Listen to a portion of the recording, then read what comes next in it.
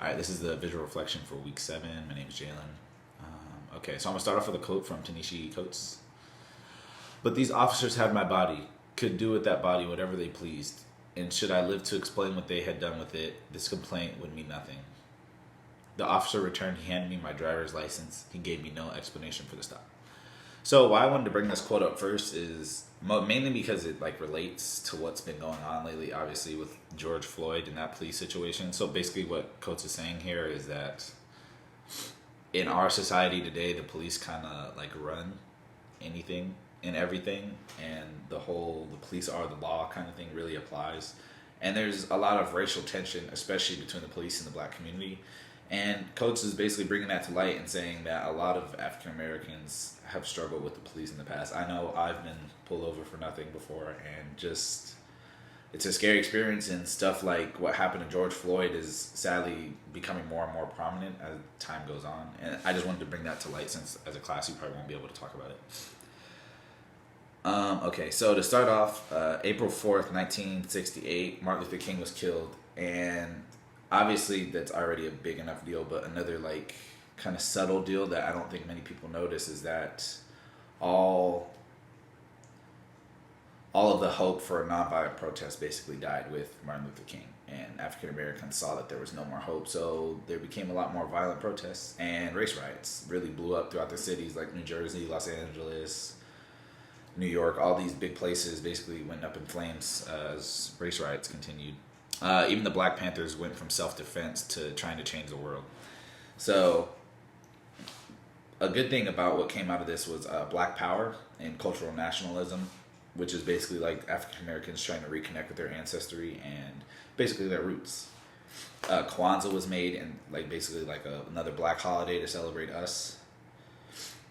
Another big thing that came out of the revolutionary change was blackness or soul became like cool.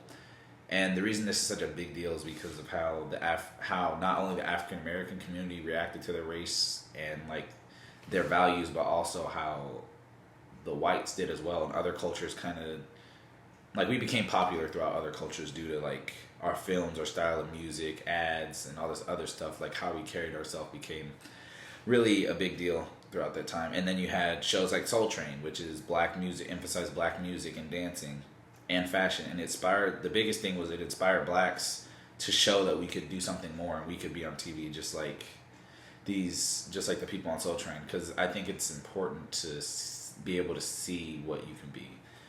And that's what Don Cornelius, the creator of Soul Train, tried to do throughout the black youth. He wanted to change people's mindset through the youth and showing them that we could be something else and we don't have to be what white America says. And he was basically changing their mind through Soul Train without them even noticing. Moving on from that, I'm gonna move a little fast just because I have a lot of notes. But moving on from that, I thought this was important. The Panthers didn't scare the United States and the United States government, but the idea that the Panthers had is what was scary to them, which was a unified black stance where African Americans were smart together and armed, really scared America.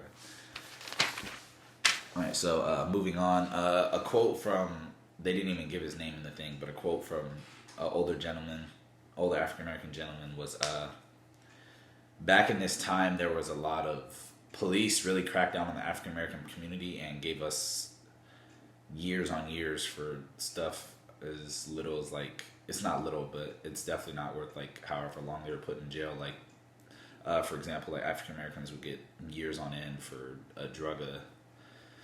selling drugs, or just honestly just being black, like getting, finding little nitpicky stuff to put people in jail for. So he said it's just like, so the prison population exploded with African Americans during this time period. And he's quoted saying, it's as if prisons were an extension of the community, because that's basically, African Americans oftentimes found their other family members in the prison. So I thought that was a big thing. And through this, obviously there was an abundance of homelessness and just overall discomfort in the African American community. And hip hop blew up throughout that whole thing. Black rap, which is a different style of rap, carried a different type of attitude and dance, and shed light on the harsh realities that African Americans went through on a daily basis. The lyrics and videos showed what blacks went through on a daily basis, which is a big thing because somebody was saying in the passage that it gave people with that felt like they didn't have a voice through somebody else. So if somebody was rapping and saying our environment sucks, that's the African American way of everybody's being able to share that opinion, and it's kind of like voicing everybody's opinion through the lyrics. So as this kind of blew up and we started to feel like we had a voice through rap, the Rodney King beating happened, and there was obviously got caught on video, and the police got cleared and got away scotch free, and basically Los Angeles erupted, and there was probably the biggest riot in American history, the United States history at least, yeah. Yep. So Los Angeles basically set on fire, and the riots were absolutely horrible. One thing that kind of kept Los Angeles and the rest of the world kind of glued together was the Cosby Show, and the Cosby Show was a big deal just because it was a full African American cast. First off, secondly, it gave a lot of African Americans hope, and it showed that the middle class African Americans what existed, and that we could be more than just obviously in the ghettos and seen with guns and stuff like that. So it was just good to be able to see a full black family doing well during a show.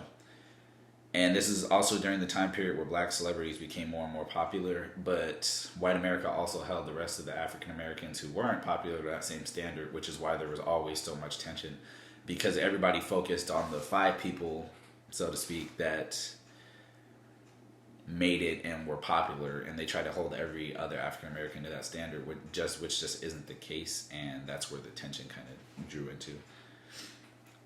Moving forward, Hurricane Katrina. What I found interesting about this that I didn't know was obviously there was a flood, but the reason there was so much racial tension was because it wasn't just about the flood. It was the fact that I think it was said that 800. This is just like a random number, but like 800 whites died, while hundreds of thousands on end African Americans had died during this whole thing. And the reason that this like outraged everybody was because long before the flood, there was a mishandling of the African American community throughout that area. As we all know, like New Orleans was that part was poverty struck. So you had poverty, you had very average to below average schooling, dilapidated housing, inadequate living spaces, no health care, underfunded programs. It was basically there wasn't any funding going into this, and it set the African American community up so where we're all populated in that area because we can't afford to go anywhere else. And the flood hit, and the African American community basically felt like they were abandoned during the flood. Obviously, there was a mishandling of how the president should have went about going to the flood.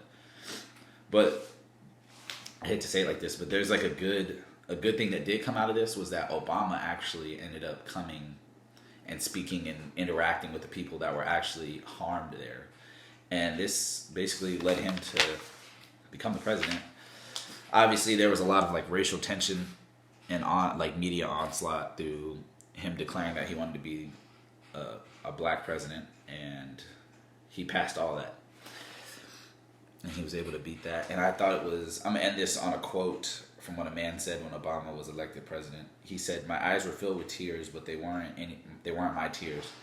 They were the tears of my parents and my grandparents. They were the tears of all those black people who toted that cotton and lifted that veil." So basically it was just saying at the end of this whole thing that we didn't make it. Like there's obviously still struggles at sea today, as we just saw like 3 days ago with George Floyd. We obviously still struggle with the race part of it, but he's just saying that we have an African American on the biggest platform in America. So there's definitely progress being made. And that was the biggest takeaway that I got from this whole entire thing, was that Obama's presidency meant the world to the African American community, because it basically gave hope that we can do more than just play sports. Like we can be intellectuals, and we can be a teacher, we can be a senator and stuff like that, and obviously we can be the president of the United States.